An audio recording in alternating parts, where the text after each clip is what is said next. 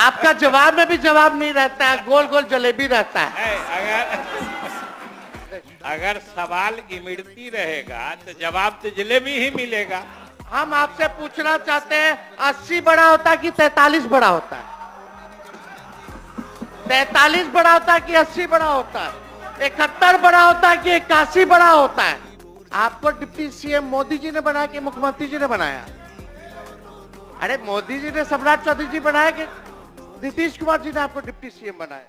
और हम लोग अगर समर्थन पत्र नहीं देते तो इनको गवर्नर बुला लेते क्या वोट लेने? उफ तलक करते नहीं जिले इलाही के खिलाफ, उफ तलक करते नहीं जिले इलाही के खिलाफ।